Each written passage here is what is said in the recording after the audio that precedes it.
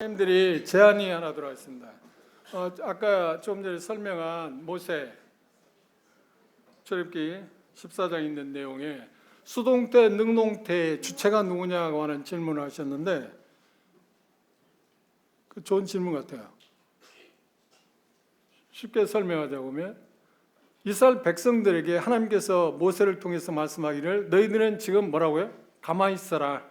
할 수 있는 게 없지 않아요? 그들이요? 그건 그러니까 이스라엘 백성들 중에서 그 말씀을 모세를 통해서 이스라엘 백성을 향해서 하나님 말씀하셨으니까 대상은 누구인가요? 대상은 누구인가요? 이스라엘 백성들. 이스라엘 백성들이 할 수 있는 일이 있어요, 없어요? 없어요. 그러니까 그 수동태, 능동태? 수동태입니다. 그리고 하나님께서 모세에게 지팡이를 들고 홍해를 가르치라고 그랬어요. 그 가르치는 일은 누가 모세에게 쓰는 그게 수동태, 능동태? 능동태. 이스라엘 백성은 여전히 그 당시도 할 수 있는 게 있어요, 없어요? 없어. 그때는 그래서 그들에게 있어는 여전히 수동태지. 하나님께서 그 홍해를 다 갈라놓은 다음에 이스라엘 백성을 향해서 이제 앞으로 나아가라 했어요. 그럼 이스라엘 백성들은 그 능동태, 수동태? 능동태. 이제 가야 하는 거죠. 그렇죠. 대상은 모세일 수도 있고 이스라엘 백성일 수도 있죠. 그렇죠? 하나님께서 모세에게 말씀하셨을 때는 그럼 모세가 능동태를 취할 수 있는 게 뭐였나요? 그 상황에서 모세가 능동태 할 수 있는 게 자기가 해야 하는 일이 뭐였나요? 이스라엘 백성에게 뭔가 명령하고 하나님의 말씀을 받아서 명령하는 거고 그리고 지팡이를 들어서 그렇죠. 홍해를 가리키면서 갈라지라고 하는 거예요. 이게 누구에게 말하고 있느냐 하는 것에 따라서 생각하시면 됩니다. 그래서 좋은 자매님 질문하시자면 홍자매님 맞으신가요? 이름이 뭐라고요?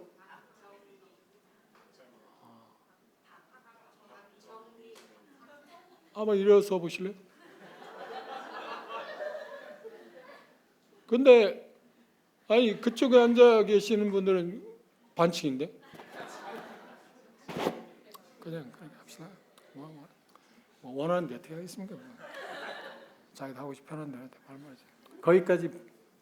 그런데 하여튼 시태 같으면 용납이 안 되는데 시태 같으면 나는 그럴 것 같으면 그냥 집에 가라고 그러는데 아니 정말이에요. 아니 그렇게 하고 싶으면 그냥 집에 가라고. 강의 들어왔으면 강의 받는 태도를 취하라고. 불편하죠. 시태가 자기 자식이 있어요. 이름 다 있거든요. 그런데 제가 가면 다 해체 모여. 집중하자. 서로 하기. 근데 좋네요. 이쪽도 하여튼 알아서 하십시오. 자기들이 잘 받아들인다면. 그런데 뒤에 앉아서 들리느니 안 들리느니 하지 마십시오. 나는 그것까지 지금 못 칩니다. 괜찮아요? 하여튼 좋은 질문에 대해서 감사합니다. 그럼 아까 하던 대로 가야죠.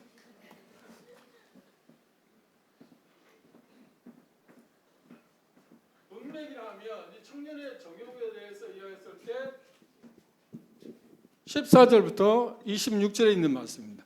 그러면 청년의 정욕이 뭐냐고 할 때 지금 오해하고 있는 거지. 여기에서 여기까지 나와 있는 문맥을 무시하다 보니까 뭐라고 그래요? 청년의 정욕을 우리가 일반적으로 어떻게 이해하고 있어요? 아, 청년들 성적인 문제인가 보다 받아들였어요. 성적인 문제다. 그런데 문맥을 보면 이 성년의 정욕에 대해서 말할 때 성적인 정욕인데 언급한 일이 없어요. 있어요? 관찰해 보세요. 찾아요? 없어요. 여기는 그 문맥을 보시면 이제 제가 힌트를 시간이 없어요. 이거 갖고 1시간 강의할 수는 없잖아요. 힌트를 드리면 이 청년에 대해서 말할 때 쉬운 말로 하면 거짓 교사들하고 디모데가 변론하고 싸워야 할 그런 입장이 있어요. 거짓 교사들과 어떤 문제가 있으니까.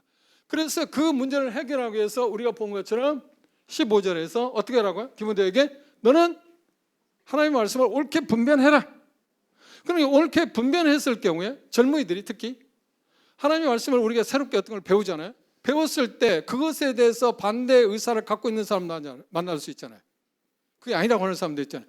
그 사람들에 대해서 젊은 사람들은 제가 나이 많지만 저도 그런 게 있는데 젊은 사람의 특징이 뭐냐? 그 사람하고 싸워서 그러니까 변론하고 뭐 어떻게 했었는데 이기고 싶은 생각이 있는 거야. 그 생각이 젊은이 특히 많잖아요. 청년들. 그것을 청년의 정욕이라는 거야. 그렇게 하면 안 된다. 온유한 마음으로 그렇게 하지 말라. 문맥을 보시면 그렇게 하세요. 그런 게 성적인 문제하고는 전혀 관계가 있는 게 아니에요. 이유가 뭐냐? 그 문맥에서는 그런 이야기를 합니다. 문맥 이해하시겠어요? 이렇게 문맥의 중요한 것을 우리가 생각했습니다. 또 하나 봐. 빌보서 또 많이 오해하고 있는 게 있습니다.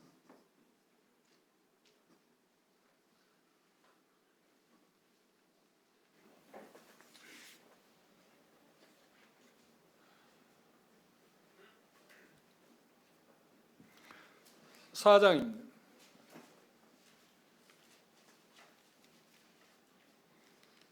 빌보 4장 3절 읽어봅시다. 4장 13절 읽어봅시다. 시작.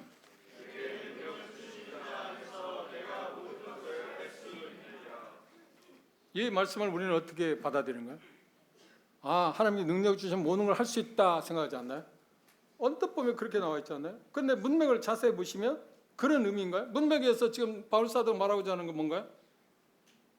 자족하는 마음에 대해서 이야기했어요. 자족하는 마음. 뭔가 할 수 있다는 게 아니라 하나님께서 내게 어떤 능력을 주시면 어떤 환경에서는 내가 쉽게 정할 수 있다. 뭔가 할 수 있는 어떤 능력을 말하는 게 아니라 어떤 환경이 주었을 그걸 내가 감당할 수 있다고 하는 쪽의 표현을 이렇게 표현하겠다. 문맥은.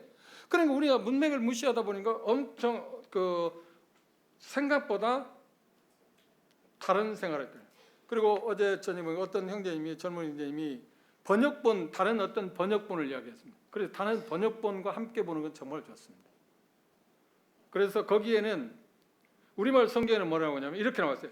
내게 능력 주시는 분 안에서 내가 모든 일을 감당할 수 있습니다.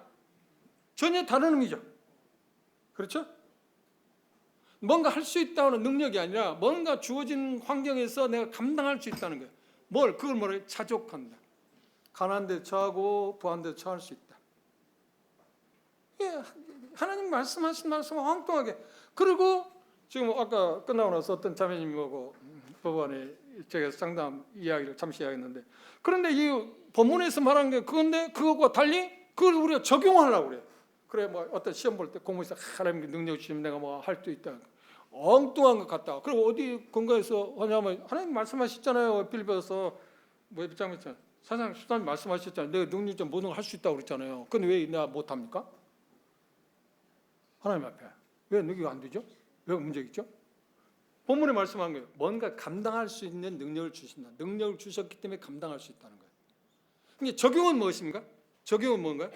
하나님이 분명히 말씀한 것을 내가 받아들이고 그걸 준행하는 거지, 하나님 말씀하신 것 의도는 다른 것을 내가 주장할 수도 없고, 특별히 약속에 대해서는 조심해야 해요.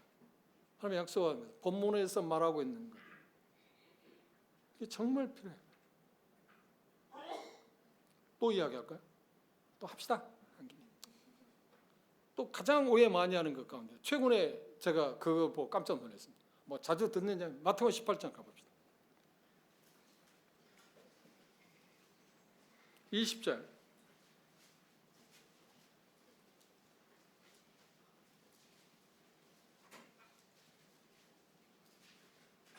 읽어봅시다. 시작.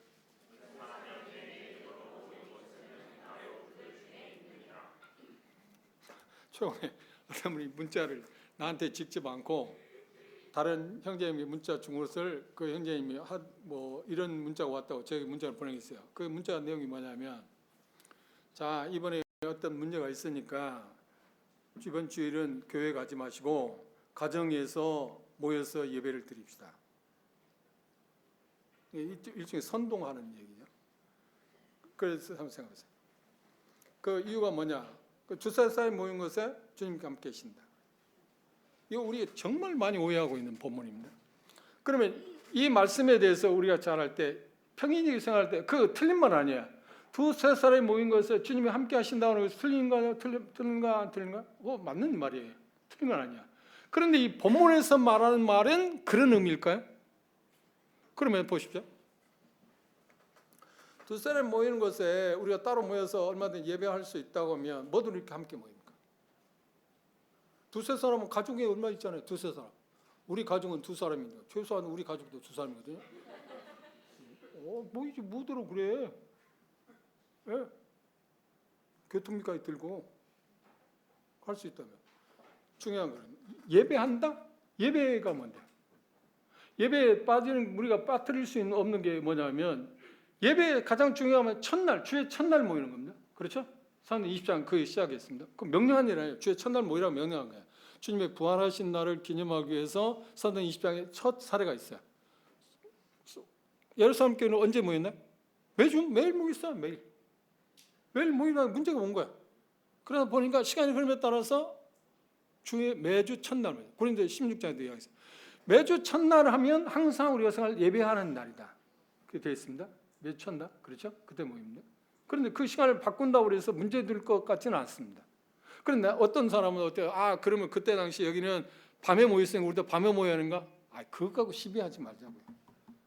그거가 문제는 되는 거예요. 매주 첫날이면 그래 첫날 모인다. 그렇죠? 오늘 말하면 우리가 말하는 대로 주일날 모이는 겁니다. 그게 예배하는 시간들이라고 합니다.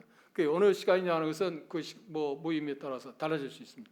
그러면 예배한다고 할 때 우리는 예배의 단어가 뭐냐면 문자적인 의미는 이런 뜻입니다. 예배라고 할 때 가치 있는 분에게 가치를 되돌려 준다. 그게 예배의 뜻입니다. 우리에게 최고의 가치 있는 분인가? 주님이라고 말하잖아요. 절대자, 큐리오스, 절대자. 당시 황제에게만 쓰던 말입니다. 황제가 그걸 쓰면 안 돼. 저희들이 마음대로 붙였으니까 그렇지. 이 건방진 놈들이. 말도 안 돼. 사람 인간 주제 지들이 무슨 절대자는 절대자야. 진정한 절대자는 예수님밖에 안 계시잖아요. 그럼 우리는 주님이라고 말하잖아요. 그분에게 그분에 걸맞는 것을 우리가 드리는 거예요. 그 방법이 뭐예요? 우리 찬송을 통해서 감사를 통해서 하는 거예요. 그런데 예배 빼놓을 수 없는 게 있어요. 예배. 뭐예요? 우리는 종종 여러분들이 그걸 착각하시면 안 됩니다. 예배할 때 우리는 떡과 잔에 참념감은 예배라고 생각하잖아요. 아니요. 그건 반쪽 예배예요. 교회사적으로 보면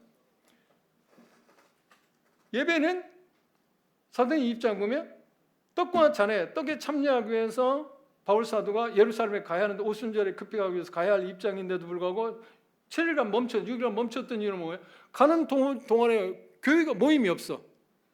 그러니까 여기서 들고 가야 한다고 생각하기 때문에 기다렸다가 거기서 예배를 드렸습니다. 그렇죠? 그리고 밤중까지 메시지를 전했습니다. 떡을 떼고 메시지를 전했습니다. 메시지와 떡이 떼는 그런 의식 두 가지가 겹쳐진 것이 예배입니다. 그런데 우리는 종종 어떤 생각을 하냐? 떡과 잔에 참석하고 우리 나는 예배 드렸다고 가는 경우가 있습니다. 아니요. 그거 오해하지 마십시오. 또 하나 빠져서는 안 되는 게 있어요. 고린도서 16장에 보면 매주 첫날 해야 할 게 뭔가요? 매주 첫날은 뭔가요? 예배할 때 뭘 해야 하는 게 뭔가요? 반드시 해야 할 게 뭔가요? 헌금. 대다수 몰라요. 제가 어떻게 하냐고요? 여러 지역교회 제가 다니면서 하죠. 있잖아요. 그건 재미있네요. 제가 용인에 17년 전에 오니까요. 어떤 자매님에게 자매님 그런데 헌금 액수는 중요한 게 아닙니다. 액수는 중요한 게 아닙니다. 액수 계산하지 마세요. 액수는 중요한 게 아닙니다. 헌금을 어떻게 하십니까? 그러니까 한 달에 한 번 한대요. 언제 하냐고 그러니까 형제에게 물어보면 언제 하냐고 봉급 타고 나서. 그러면 봉급이 셋째 주면 첫 주, 둘째 주, 넷째 주는 뭐라는 거예요? 헌금해야 하나요? 헌금 안 하잖아요. 그러면 그 형제님 생각은 뭔가요? 나는 한 달 동안에 예배는 매주 드리지만 셋째 주에 헌금 드렸으니까 성경적으로 보면 정확히 뭐예요? 셋째 주만 예배 드린 거예요. 첫 주, 둘째 주, 넷째 주는 헌금을 안 드렸으니까. 헌금은 뭐예요? 내게 있어서 가장 이 세상에 가치 있다고 생각하는 물질을 하나님께 드리는 걸 통해서 내 마음이 하나님께 있고 하나님에게 내 모든 것이 전적으로 하나님께 있다고 하는 것을 가시적으로 표현하는 게 뭐냐면 헌금이랑 연보라는 거예요. 그 액수는 그렇게 중요한 거 아니에요. 그게. 그리고 얼마 후에 그 자매님한테 그 남편 되시는 자매님 물어봤어요. 자매님 헌금하신 거 저는 안 낸대요. 그럼 왜 안 내냐고. 남편이 하니까. 전업주부니까. 그렇죠. 자매 생활비 자매 수영장님한테 타서 생활비 쓰는 거 아닙니까? 그 생활비에서 얼마씩 하나님께 드려야 하지 않겠냐. 그 예배에 빠져서는 안 되는 게 그거라는 거예요. 그렇죠? 의식이 있고 메시지가 있습니다. 그 다음 뭐가 있어요? 헌금이 있습니다. 이건 반드시 하세요. 그럼 헌금을 안 했을까? 액수 중요한 게 아닙니다. 헌금을 안 했을 경우에 나는 예배의 어떤 부분을 지금 한 부분을 지금 빠뜨린 것이죠. 돈이 중요한 게 아닙니다. 그리고 시간이 없어 그러는데 11조 개념? 아니 성경 신학적인 게 아닙니다. 문맥에 보시면 전혀 그렇다는 겁니다.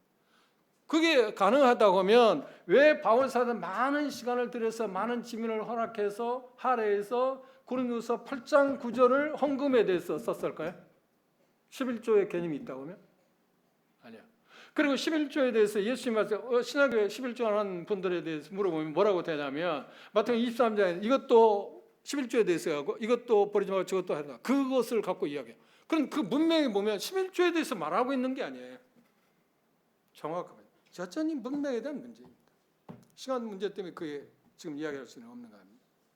그런데 예수님 그러니까 신학교에 예루살렘 교회는 그렇게 해왔습니다. 그런데 이제 400년 AD 400년 와서 콘스탄 대제에서 기독교가 국교가 되다 보니까 타락하기 시작했습니다.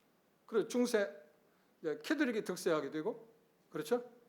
그러다 보니까 뭐냐면 이제 메시지는 빠지고 뭐 어떤 쪽으로 치중했어요? 의식으로 치중했어요. 메시지는 빠져버렸어요. 의식만 치중한 거예요. 그리고 의식을 어떻게 치중했냐고요?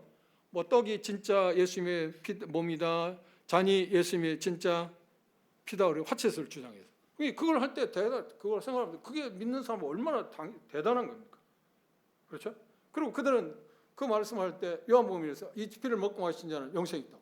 그건 먹고 나서 자기들 영생이 있다고. 그러면 그 사람들 한번 물어보면 제가 캐톨릭 신자들이 물어보면 당신 영생이 있으면 확신합니까? 아니요, 나는 잘 모르겠는데. 아니 매주 미사할 때 그거 먹고 마시지 않습니까?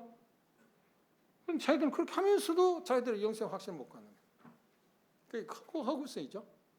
그런데 종교의 계획이 왔어요. 1517년 뉴턴에서. 종교에 왔을 때 뉴턴은 그것을 좀 병행했어. 의식하고 뭐? 메시지를. 그렇죠? 그 다음에 칼빈에 의해서 이제 종교학이 개신교가 장로교가 득세하면서 의식을 싹 빼버렸어. 싹 뺀 건 아니야. 1년에 한 번, 두 번? 그러면 어떤 경우에는 네 번? 부활절하고 크리스마스 주로 합니다. 저 뭐 장로 생활할 때 그렇게 했습니다.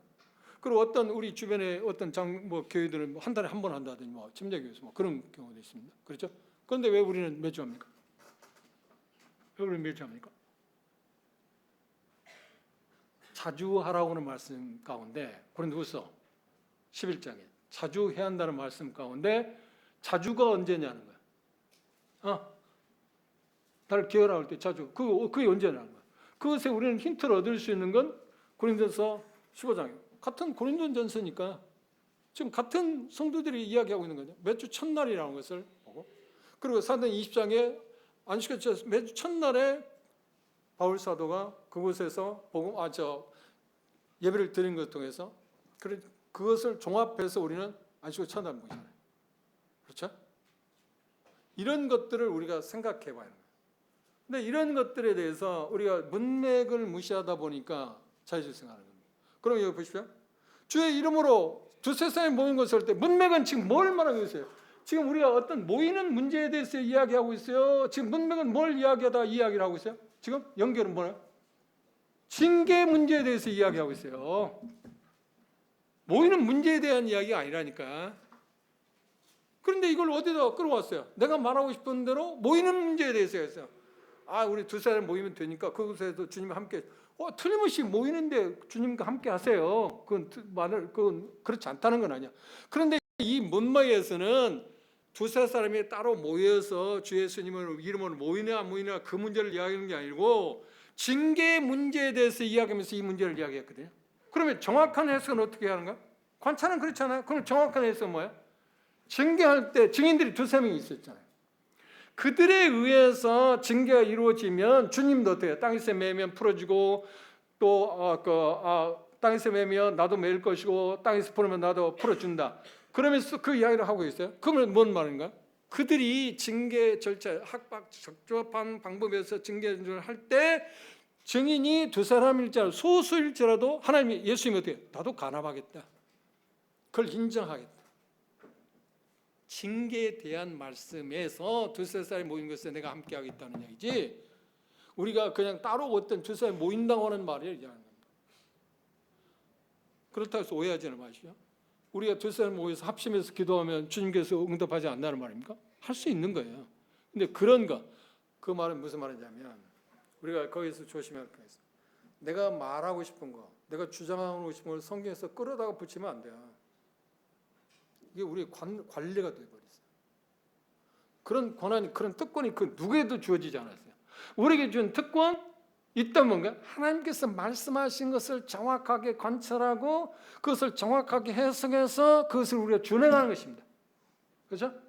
아까 이야기도 말해 자매님이 이야기할 하나님께서 정확하게 말씀하지 않은 것을 우리가 준행할 필요가 없는 거예요.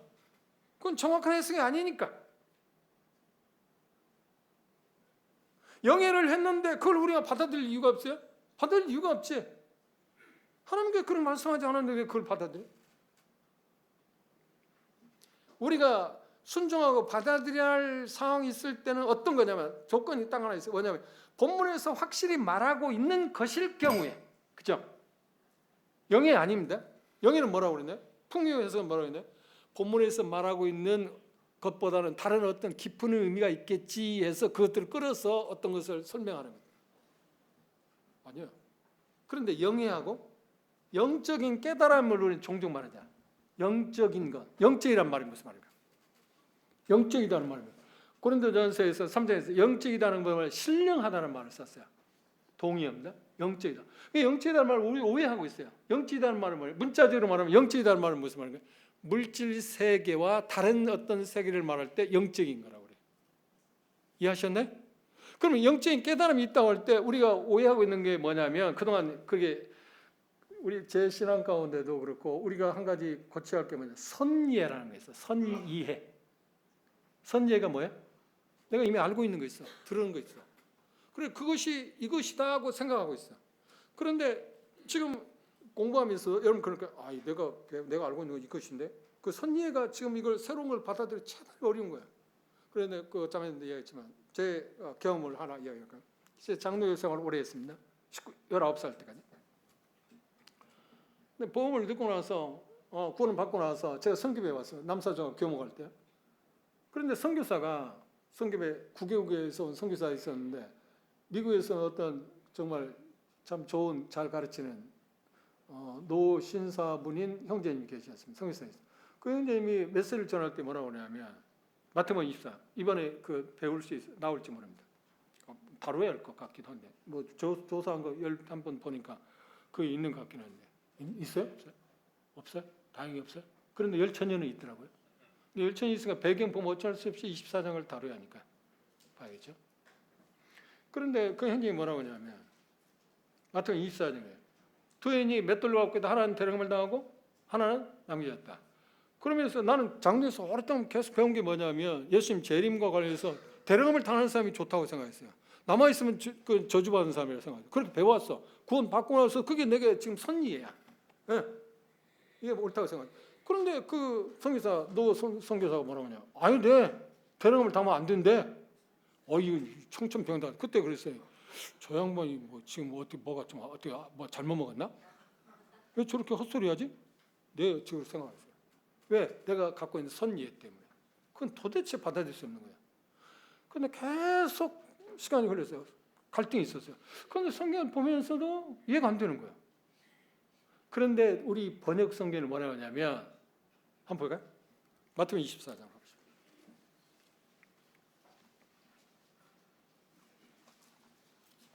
뉘앙스가 있어요. 번역에 뉘앙스가 있어요. 마태복음 24장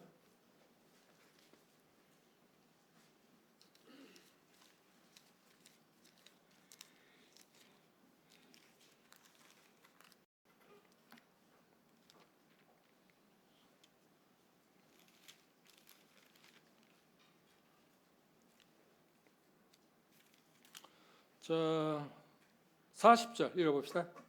시작.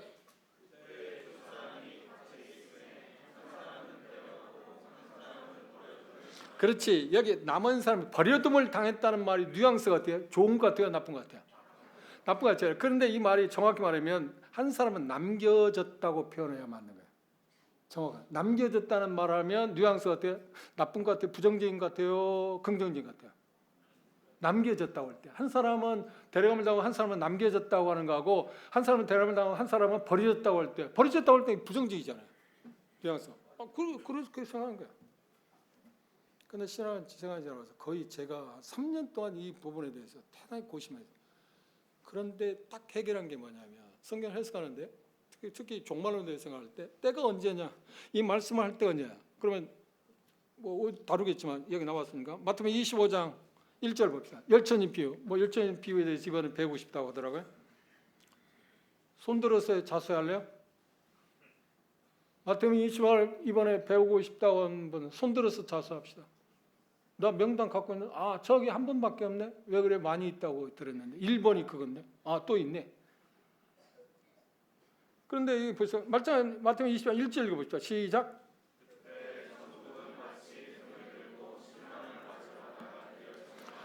이제 관찰에 있어. 그때가 언제냐는 거야. 그때가 언제냐는 거야. 마태복음 25장에 어떤 때에 대해서 자꾸 해요. 그때가 언제냐는 거야. 그때가 언제냐는 거야. 때가 예수님이 재림하실 때, 그러니까 우리가 쉽게 말하면 휴거라고 공중재림이라고 지상재림이라고 말하잖아요. 그런데 우리는 지상재림, 공중재림이라는 거 되게 휴거라고 말하잖아요. 휴거 때냐, 지상재림 때냐는 거야. 그때는 지금 여기 어느 때가 있어요? 휴거 때 같으면 당연히 어때요? 데려감을 당하는 사람이 좋겠죠. 그러면 지상재림이 나오면 데려감을 당하는 사람이 좋겠어요? 남아야 할까요? 그렇지. 그때였거든. 이때가 주님이 지상에 오시는 때지. 마태복음 25장은. 마태복음 25장도. 그럼 남아 있어야 해요. 그런데 우리 번역에는 버렸다고 그러니까.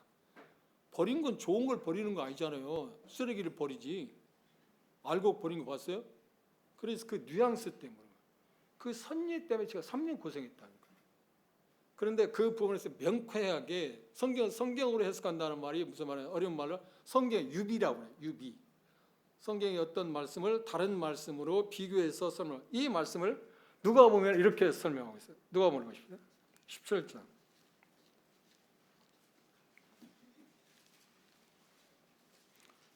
나중에 열천 비유할 때 나 이건 건너뛸 겁니다.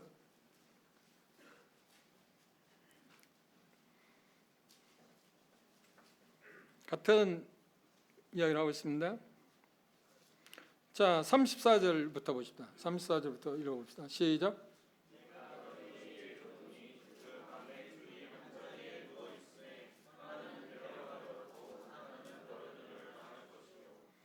계속.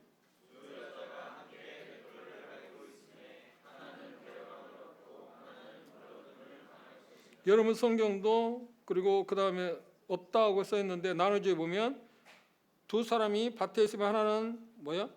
데려감을 당하고 한 사람은 버리동을 당할 것이요. 그 다음 34절인가요? 읽어봅시다.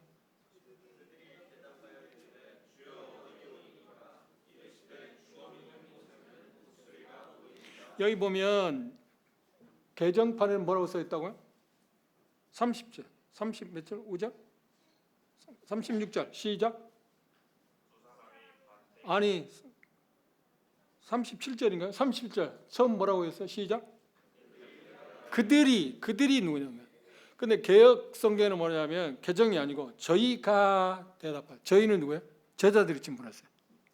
제자들이 묻기를 데려감을 당한다고 하니까 그들이 어떻게 되겠냐고 물어본 거야. 저희가 대답해 가로되 주여 어디 오니까 어디로 데려갑니까 도대체? 그래 예수님이 뭐라고 말씀하셨나요? 은유적인 표현을 했어요. 뭐라고 대답했나요? 죽음이 있는 곳에 독수리 모인다. 그럼 데려감을 당한 사람들이 어떻게 돼? 좋은 곳에 간다는 거예요. 나쁜 곳에 간다는 말이에요. 성경의 유비야. 이건 더 명확하게 말씀하셨잖아요. 왜요? 예수님이 지상에 오시면 남아 있어야지. 데려가면 멸망받기 위해서 데려가는 거잖아요.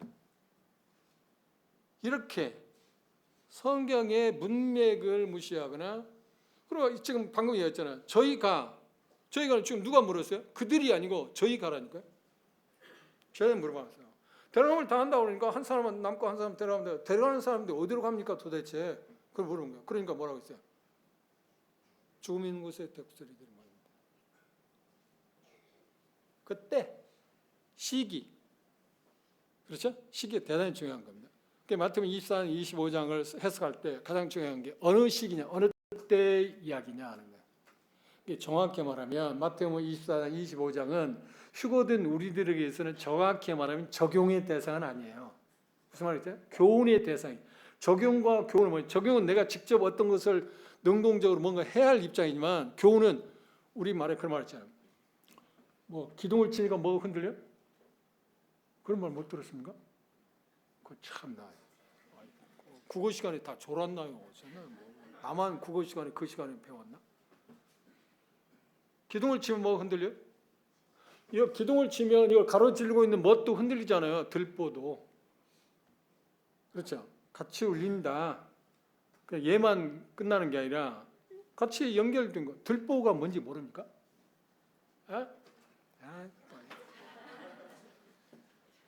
건축하시는 분이 설명 그대로 하시.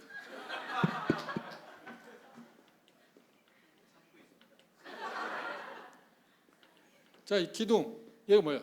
들보라니까. 얘를 치면 얘도 울릴 수밖에 없잖아요. 맞죠? 전문가가 맞다고 생각해요.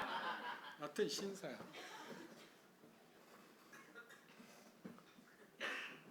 주님께 제가 물어본 거예요. 그들은 어디로 가냐? 데려간다는데 도대체 어디로 가냐? 근데 그 뉘앙스 있잖아요. 그래 정확한 번역을 내가 안다고 하면 그렇죠. 버려두지 않고 남겨진다. 한 사람은 버리고 데려가면 되고 한 사람은 남겨질 거라. 그렇게 표현했어요. 그러면 좀 뉘앙스가 그냥 선의가 쉬운 말을 속된 말을 한번 씁시다. 사람들. 선무당이 뭐라고요? 선무당. 사람들. 근데 선의가 사람들. 근데 여러분들 이 강의 시간 내일 3시간까지 해서 공부했을 때 선의를 갖고 대단히 어려워요.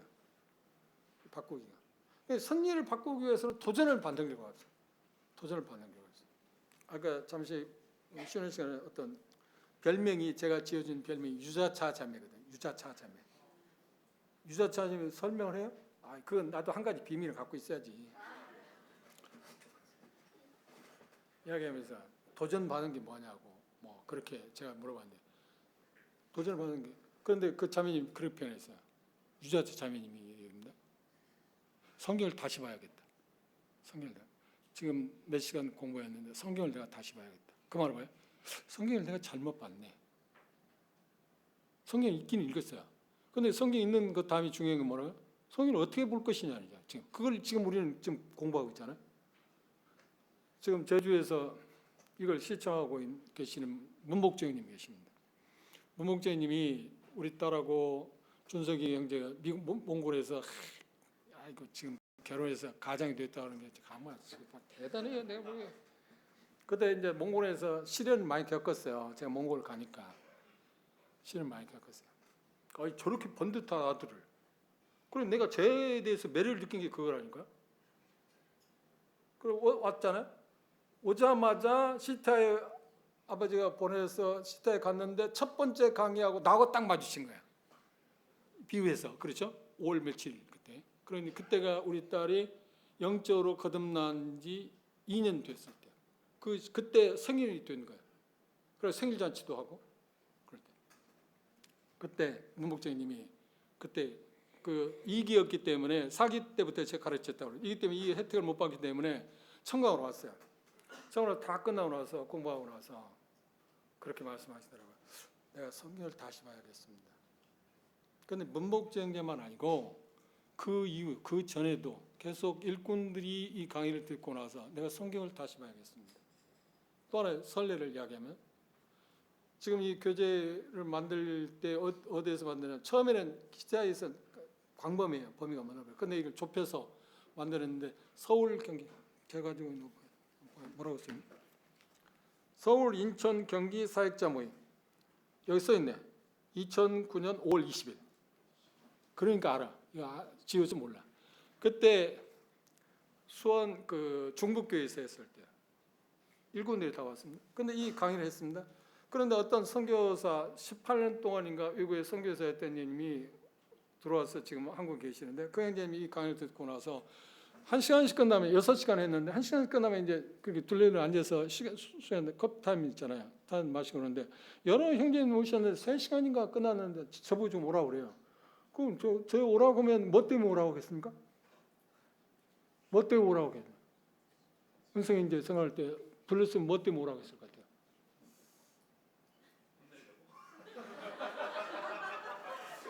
아니 형제들이 나를 부를 때 혼내려고 하겠어요? 혼낼 입장이 아닌데 어째 뭔가 물어보려고.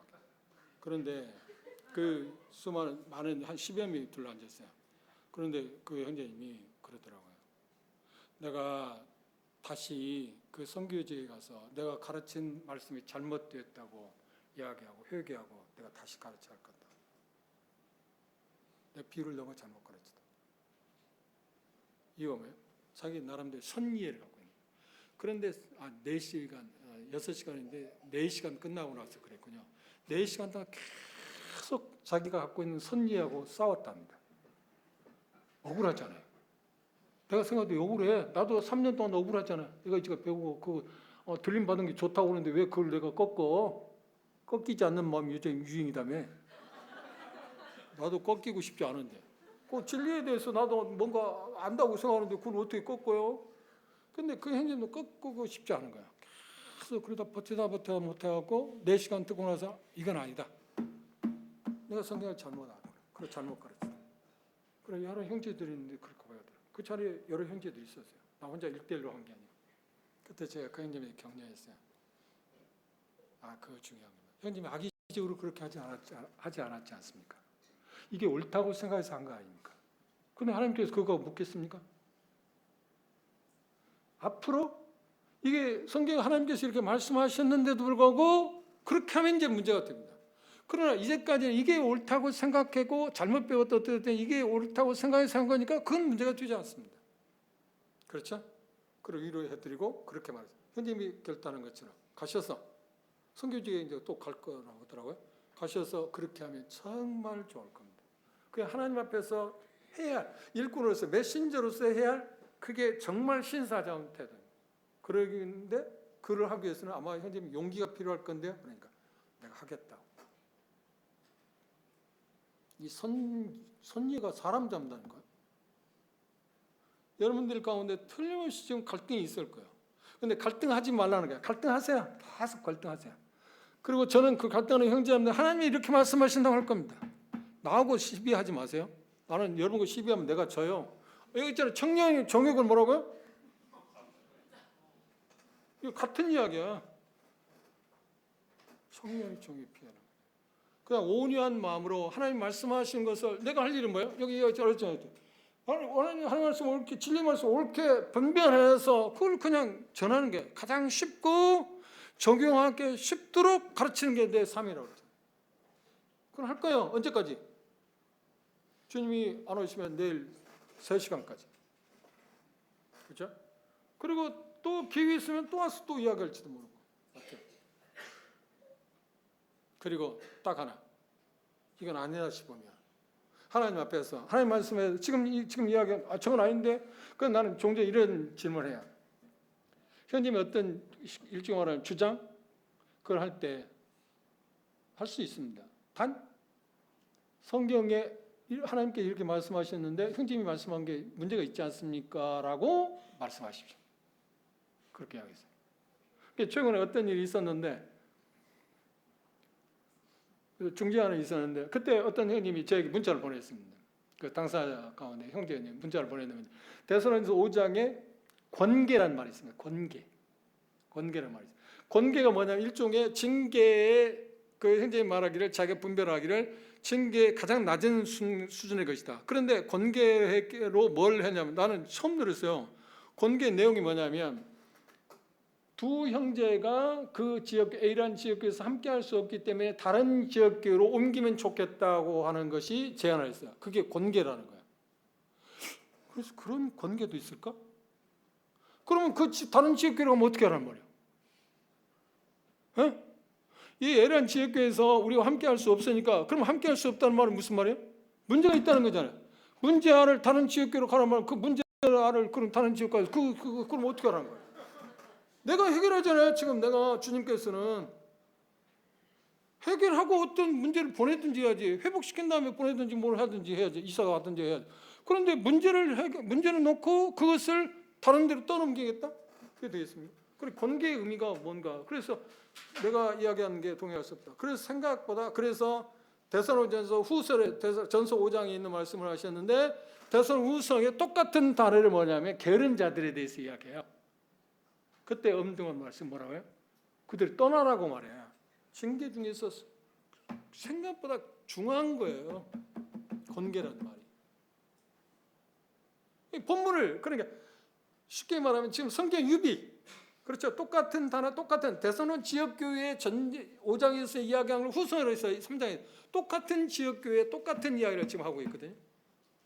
문자만 달라. 문맥에서. 그런 것처럼 여러분들이 어떤 이야기를 할 때 하나님이 이렇게 말씀하시는데요 하고 이야기를 하고 그렇죠? 또 어떤 답변을 할 때도 하나님이 이렇게 말씀하십니다. 그렇게 말씀해요. 그리고 저는 그렇게 살려고 노력하는데 어떤 거냐면 누군가 어떤 이야기를 할 때 누군가가 형제님 형님이 이렇게 말씀하시는데 하나님 말씀 어떤 근거에서 그런 말씀하셨습니까? 라고 질문할 거라고 예상하고 뭘 이야기를 해요. 거기에는 내가 답변을 선명하게 할 수 없을 때는 나는 말하지 않는다. 무슨 말 아시겠어요? 특히 형제들은 그래야 한다고 생각해요. 특히 어떤 책임이 있는 앞으로 여기 젊은 형제들 많은데 주님 앞에서 쓰임을 받고 주님께서 주일학교를 가르치던 학청년 학생을 하든 간에 앞으로 여러분들이 형제들이 꿈꿔요. 장로들이 돼야 하잖아요. 주님을 가장 많이 닮은 사람이니까. 그 명예직은 아닙니다.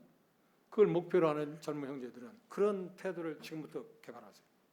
내가 어떤 이야기를 할 때 누군가가 형제 그 이야기를 하는데 성경에 어떤 근거를 두고 그런 말을 해요? 거기 답변할 수 있어야 돼요. 그런 게 아니면 침묵하는 게 지혜라는 거예요. 그리고 아까 얘기했잖아요. 무디가 한 것처럼 구부러진 자를 볼 때 뭐라고요? 당신 자가 구부러져서 말하지 말고 뭐라고요? 항상 거기에다 곧은 자를 갖다 놓으라. 곧은 자가 뭐라고요? 하나님이 이렇게 말씀하시는데 하나님이 이렇게 말씀하시는데 하나님이 이렇게 말씀하시는데 그러면 하나님께서 그를 교정할 것입니다. 그렇죠. 하나님의 말씀이 기능이 몇 가지 있다고요? 4가지. 첫째, 책망. 그 다음, 바라기야. 그리고, 아니, 책망이 먼저가 아니래. 몇 개? 예?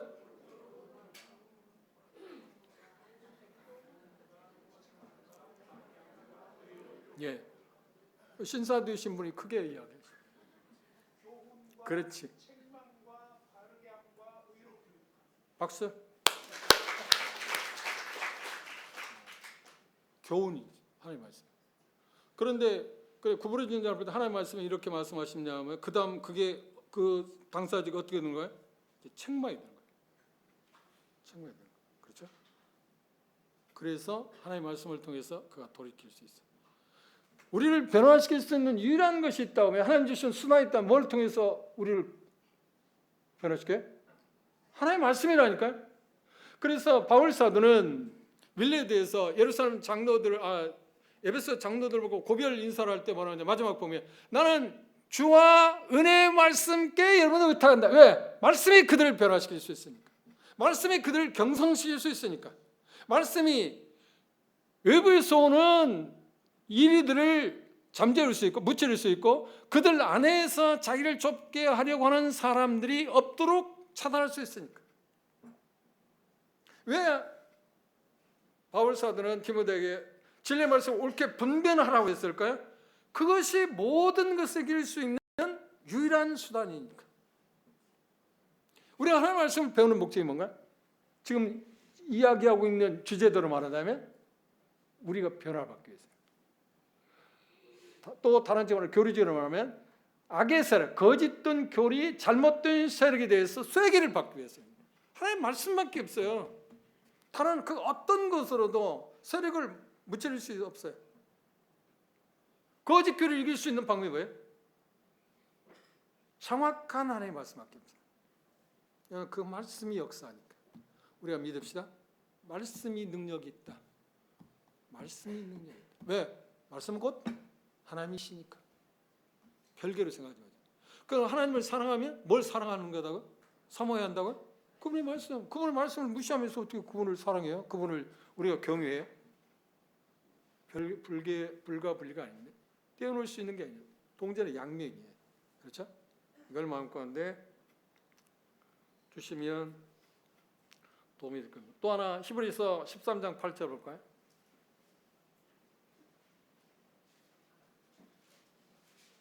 이것도 많이 우리가 어떤 면에서 오용한다, 오해하고 있는 말씀 가운데 하나입니다. 히브리서 13장 8 읽어봅시다.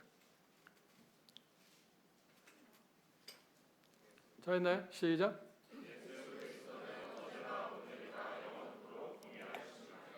그 말씀만 13장 8절만 갖고 우리는 뭐라고 생각하는 거야? 아, 그분은 변함이 없다. 영원히 통하다. 근데 문맥을 보면 우리가 생각하는 의미보다는 문맥을 보면 뭐라고 했나요? 앞에 읽어봅시다. 9절 읽어봅시다. 7절부터 읽어봅시다. 7절 읽어봅시다. 8절 읽기 전에 7절 읽어봅시다. 뭔 이야기 나오는 거야?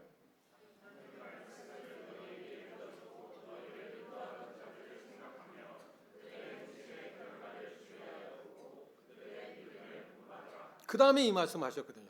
그럼 문맥을 보면 지금 우리가 평양에 생각하는 대로 예수님은 변함이 없다 하는 그걸 지금 이야기하기 위한 겁니까? 7절과 연관해서 문맥을 보면 뭘 지금 이야기하고자 하는 거예요? 쉽게 말하면 당시 지도자로 있는 형제들이 순교도 나오고 그들 가운데서 그 그룹에서 교회에서 떠나가기도 했어요. 그때 지도자가 없으니까 지도가 이런 상태에 그 상황에서 예수님이 말씀한 거야. 내가 있잖아. 그들은 소천할 수, 내가 데려갈 수도 있고 어떤 사고를 만나서 옥에 갇히고도 할 수 있지만 나는 변함이 없이 너희들과 함께 있다. 그 말씀이죠. 그러니까 문맥이 중요한 거예요. 그렇죠? 그러니까 항상 어떤 단어가 나오면 어제 사도행전 2장에서 우리가 찾아봤잖아요. 저분들 하나님 간 일이 없다. 하나님 간 일이 없다. 하나님 올라가지 않는데 그 문맥을 보면 문자를 보면 그렇죠. 그런데 문자가 뭐가 결정한다고요? 문맥. 그 앞에서 문맥을 봤잖아요. 부활한 몸으로 하늘에 지금 다윗은 가지 못했다. 그 영혼은 하늘에 갔지만 예수님은 반대로 그분은 이미 썩지 않은 몸을 입고 부활하셔서 하나님 보좌 우편에 앉히셨다. 그래서 2장 끝부분에서 뭐라고 하냐? 그분을 약속한 대로 그분이 영화롭게 되 보좌 우편에 앉히심을 당했기 때문에 약속한 대로 성령을 우리에게 보내주셨다. 그래서 그 예수 그리스도를 어떻게 주와 그리스도가 되게 하셨다고 말했죠. 그리고 말해요. 그때 그 결과 열매는 3,000명이지만 수많은 사람이 그러면 형제들은 우리가 어찌할꼬 이야기했죠. 그러니까 최초의 메신저가 베드로였고 최초의 메시지가 사도행 2장에 나옵니다. 그 부분이 그렇죠? 이 문맥의 중요성, 문맥의 중요성 아무리 강조해도 부족하지 않습니다. 문자는 뭐가 결정한다? 문맥을 봐야 한다. 그리고 성경을 해석할 때 가장 중요한 게 뭐나 뭐 어떻게 봐야 한다? 문자적으로 봐야 한다. 문자적으로 볼 수 없는 게 딱 하나 있습니다. 어떤 때? 문맥이 그것을 문자적으로 보게 할 수 없을 때는 뭐라고 해요? 상징적인 언어를 볼 수 있다는 거예요. 그 요한계시는 특별히 용이라고 할지 뭐 그런 게 나오잖아요. 근데 문맥에서 용이라는 말이 뭘 표현하는가 모를 때는 용을 뭐라고 하는 거야? 문맥을 보면 사단이라고 표현했잖아요. 요한계시도 거의 다가 상징적인 언어처럼 보이지만 문맥을 자세히 보시면 쉽게 이해할 수 있는 말입니다. 예언서도 마찬가지입니다. 그럼 예언서가 거기에 해당하겠죠. 성경은 얕은 문맥 따라서 문자적으로 해석해야 한다. 문자적으로 해석하는 데에서 선행해야 할 게 뭐라고 있어요? 성경을 해석하는데 가장 중요한 게 뭐라고요? 1번 기도라고 그랬잖아요. 2번 읽는 거라고 했잖아요. 읽는 거 없이 어떻게 하겠어요? 그 다음 3번 관찰. 그렇죠. 그 다음 4번 해석, 정확한 해석. 그 다음 5번이 뭐예요? 적용하는 거야. 쉬운 말로 이렇게 이제 결론을 내렸어요. 잘못된 해석은 뭘 낳는다고요? 잘못된 적용을 낳는다. 틀림없습니다. 잘못된 해석을 우리가 갖고 적용하려고 하면 우리는 우리의 삶이 변화가 안 된다는 거야. 아까 얘기했잖아요. 성령님께서는 어디를만 항상 따라가신다고요? 내일이 있다면 어느 내일만? 하나님의 말씀만 따라다닌다니까요. 하나님 말씀에서 그분이 말씀한 그 내용과 다른 이야기를 할 때 우리를 변화시킬 수가 없어요. 그분이 말씀하고자 하는 내용을 우리가 말하거나 우리가 받아들일 때 적용할 때만 우리를 변화된다니까. 어떤 면에서 우리가 변화가 더디었던 이유 가운데 하나는 뭐냐 하면 그분이 말씀하고자 하는 말씀을 우리가 정확하게 관찰하거나 정확한 해석을 하지 못하고 그걸 적용하지 못했기 때문에 그런 결과가 초래했다. 저는 그렇게 말하는데 여러분 어떻게 생각하십니까? 뭐 어떻게 생각한다는 그건 뭐 문제가 안 되고 그건 여러분이 알아서. 그러면 이제 본론으로 들어갑시다. 비유. 또 쉬어야 합니다. 나는 저 소리가 정말 반갑다. 한 시간 남았죠?